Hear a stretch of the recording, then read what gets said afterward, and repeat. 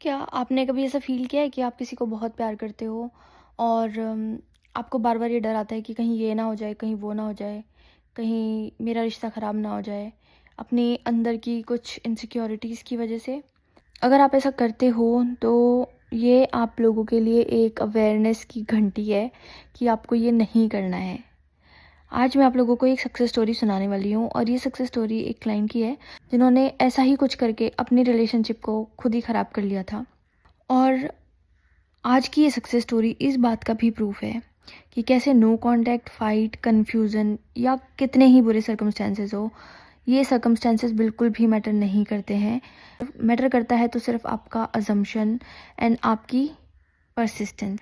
Hello friends, welcome back to my channel. This is Yamini and I am here back with another video. आज मैं आप लोगों के साथ जो सक्सेस स्टोरी शेयर करने वाली हूँ, इन्होंने बहुत ही अच्छे से एक्सप्लेन किया है, बहुत अच्छे से लिखा है।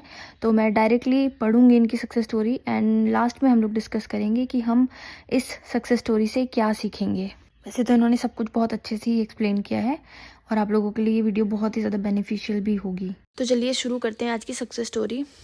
तो लास्ट टाइम मेरी इनसे बात हुई थी 10 मार्च को एंड फ्राइडे को इन्होंने मुझे सक्सेस स्टोरी भेजी। ठीक है, let's read it. Hi Yamini, hope you are keeping well. Took a while to circle back, although things were pretty good months back. Wanted to share my success story after my ultimate wedding news with you, but chalo, never mind. For now, this is my mini success story. Bigger news on the way. Firstly, I would like to thank you with all my heart for being so patient, concerned, and motivating. Without you, this was impossible. Period. You being there for me, constantly replying to my longest paragraphs and voice notes, helping me calm down instantly. I cannot thank you enough for everything that you have done for me. I wish you the happiest and the wealthiest life. May my Sai and my Hanu protect you and your loved ones the way they protect me and my loved ones.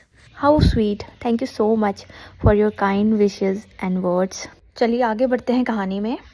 I am in a relationship with my SP since the last 2 years.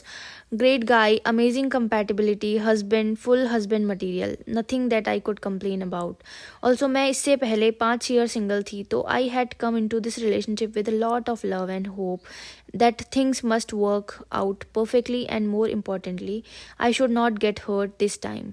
इसीलिए whenever things were a little turbulent between us, कोई भी छोटी मोटी misunderstanding और disagreement मैं या तो खुद उनको पुश कर देती थी या सिचुएशन पे डाउट करके प्रॉब्लम्स एम्पलीफाई कर दिए. As a result a couple of month back things went south extremely bad, all because of my thought. ठीक है, तो यहाँ तक जो इनकी सक्सेस स्टोरी है इसको थोड़ा समझते हैं. ये 5 साल सिंगल थी, उसके बाद एक रिलेशनशिप में आई एंड 2 साल से उस लड़के के साथ ही रिलेशनशिप में है. जब हम लोगों ने पहली बार बात की थी, उन्होंने मुझे अपनी स्टोरी बताई थी, तो उस टाइम उन्होंने बताया था कि वो लड़का बहुत ही अच्छा था. मतलब इनके बीच में परफेक्ट कंपैटिबिलिटी थी और पूरा हस्बैंड मटेरियल, एंड वो कम्प्लीटली श्योर था इनके बारे में कि उसको इनके साथ ही रहना है. बट जैसे कि होता है ना, हमारे अंदर कुछ कुछ इनसिक्योरिटीज़ होती हैं और उसकी वजह से हम अपने आप को अनडिजर्विंग मानते हैं, या फिर चलो मान लो कि हम ऊपर ऊपर से अपने आप को डिजर्विंग मानते भी हैं, बट डीप इनसाइड हमारे ये डर होता है कि कहीं मेरे साथ ये ना हो जाए, कहीं मेरे साथ वो ना हो जाए, कहीं मैं हर्ट ना हो जाऊं, कहीं मेरे साथ चीटिंग ना हो जाए, है ना. क्योंकि हम अपनी सराउंडिंग में भी यही देखते हैं, हम मूवीज़ में भी यही देखते हैं, तो ये चीज़ें कहीं ना कहीं हमारे दिमाग में असर करती हैं.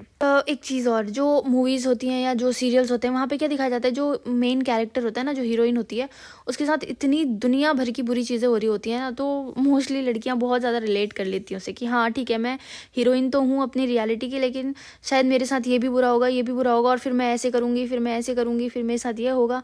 मतलब वही जो चीज़ें दिखाई जाती है ना मोस्टली एकता कपूर के शोज़ में, कि जो मेन कैरेक्टर है उसी को सब परेशान कर रहे हैं, उसी के साथ सब बुरा कर रहे हैं, है ना. वो अपने पार्टनर से कभी मिल ही नहीं पा रही है, पार्टनर्स के बीच में मिसअंडरस्टैंडिंग क्रिएट हो जा रही है. तो ये सारे सीरियल्स वगैरह या मूवीज़ हम देख देख के बड़े हुए हैं, तो जब भी हमारी लाइफ में ऐसा कोई सर्कमस्टेंस आता है तुरंत हम कनेक्ट कर लेते हैं. But I am just explaining कि कैसे हमारे अंदर की इनसिक्योरिटीज़ हमारी लाइफ में प्रॉब्लम्स क्रिएट कर देती हैं, एंड कैसे हमें अपने मेंटल डाइट का ध्यान रखना चाहिए.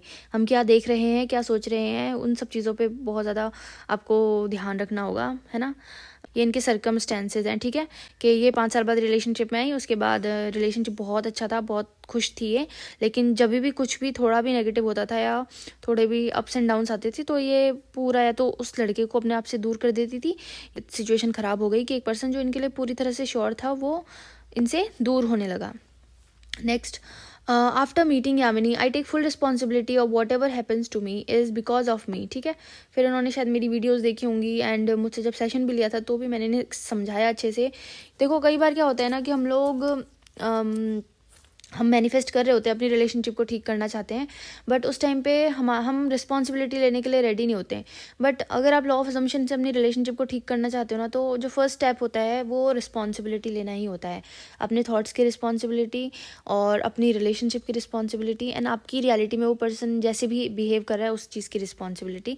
And responsibility is not about taking blame on your self. आप रिस्पॉन्सिबिलिटी लेते हो तो आपके अंदर एक पावर भी आती है। रिस्पॉन्सिबिलिटी लेना कि मेरा पर्सन मेरी रियलिटी में जो भी एक्ट कर रहा है वो मेरे ही असम्पशन के हिसाब से कर रहा है, या मेरे लाइफ में जो भी सिचुएशन है वो मेरे नेगेटिव थॉट्स की वजह से है, ये कोई बोझ नहीं है आपके लिए। ये ऐसा नहीं है कि आप अपने ऊपर कोई ब्लेम डाल रहे हो, ये है कि आप रिस्पॉन्सिबिलिटी ले रहे हो एंड रिस्पॉन्सिबिलिटी आपको पावर भी देती है ना, कि अगर मैंने गलत किया है तो I have the power to correct it, मैं इसको ठीक भी कर सकती हूँ। तो बस वही इन्होंने रियलाइज़ किया कि हाँ इनके थॉट्स की वजह से ही इन्होंने ये सिचुएशन क्रिएट कर ली है, जो कि फर्स्ट स्टेप है सक्सेसफुल मैनिफेस्टेशन का। फिर उसके बाद इन्होंने कि मैं ही इसको फिक्स करूँगी, ये चीज़ इन्होंने समझी। I realised that the trauma issue that I didn't heal from my previous relationship was showing up, ठीक है। इनका देखो अब इन्होंने बोला कि 5 साल तक ये सिंगल थी, लेकिन उससे पहले उनके एक रिलेशनशिप था, वहाँ पे इनको जो ट्रॉमा मिले वो अब इनकी लाइफ में रिफ्लेक्ट हो रहे थे। And since I was single तो मुझे रियलाइज़ भी नहीं हुआ that I should have worked on the issue and my self concept. मतलब जो हमारे पास रिलेशनशिप के ट्रॉमास होते हैं ना उनको हील करना भी ज़रूरी है। एंड कई बार क्या होता है कि शायद उन्हीं की वजह से हमारी प्रेजेंट रिलेशनशिप में प्रॉब्लम आ रही होती है। जो पास्ट रिलेशनशिप के ट्रॉमास होते हैं उनको करेक्ट करना भी ज़रूरी है, क्योंकि बहुत सारे लोगों की लाइफ में यही होता है, उनकी जो पास्ट रिलेशनशिप होती है उसी के पैटर्न्स उनको प्रेजेंट रिलेशनशिप में भी दिख रहे होते हैं। दैट इज़ फिर उसके बाद हम पढ़ते हैं ओके हाँ, तो उन्होंने इसके ऊपर काम करना शुरू किया। That is when I came across Yamini's channel and took her guidance, I followed her routine to the T, worked on self healing and self concept for very long time, ठीक है। तो हम लोगों ने बहुत अच्छे से self concept and self healing के ऊपर काम किया इनकी। Then started affirming for my SP, फिर उसके बाद मैंने इनको बोला कि जब आप स्टेबल हो जाओ, जब आपका सेल्फ कॉन्सेप्ट इतना स्ट्रॉन्ग होने लगे एंड आप कॉन्फिडेंट फील करने लगो, तब हम आपके एसपी के ऊपर काम करेंगे। Things started becoming good slowly, very slowly, but it didn't solidify, ठीक है। और धीरे धीरे इनको चीज़ें दिखने लगी इनकी रियलिटी में, मतलब पॉजिटिव मोमेंट्स दिखने लगी। और ऐसा नहीं था कि हमेशा पॉजिटिव ही दिखती थी, कभी अप्स एंड कभी डाउन्स, मतलब कभी अच्छा बिहेवियर दिख रहा है एसपी का, कभी नेगेटिव बिहेवियर दिख रहा है। तो ऐसा नहीं था कि सब कुछ बिल्कुल ऐसा स्मूथली पॉजिटिव ही होता रहा। बट जो सबसे इंपॉर्टेंट चीज़ होती है वो होती है कि जब बुरे सर्कमस्टेंसेज आए ना उस वक्त भी आप स्टेबल रह पाओ। एंड हाँ ये स्टेबल रही, ठीक है। ये हालांकि मुझे काफ़ी लंबे लंबे मैसेजेस करके बोलती थी कि ये हो गया, और फिर समझाती थी कि कोई परेशानी की ज़रूरत नहीं है, बस चीज़ें अलाइन हो रही हैं आपके आसपास, आप परेशान मत हो, ऐसे करके इनको समझाती थी। फिर ये आराम से परसिस्ट करती थी। तो इन्होंने मुझसे टोटल 2 मंथ की कोचिंग ली थी शायद, एंड उसके पहले एक बार 1 टाइम कॉल सेशन लिया था। आई डिडंट इग्नोर द 3D, ठीक है। तो ये क्या था, SP things started becoming good slowly, very slowly, but it didn't solidify, but I didn't stop affirming, लेकिन इन्होंने अफर्मेशंस नहीं रोके। I didn't ignore the 3D, used 3D as a feedback to check what I need to work on, ठीक है। तो इनकी reality में जो भी होता था ये मुझे बताती थी कि आज ये हुआ, आज उसने ऐसे कहा, तो फिर हम उसका एक फीडबैक लेते हैं कि 3D को हमें जब फीडबैक यूज़ करना है कि अगर 3D में कुछ भी हुआ है, आपके दिमाग के अंदर कोई भी थॉट आ रहा है, तो उसका यूज़ हम कैसे कर सकते हैं अपने मैनिफेस्टेशन में।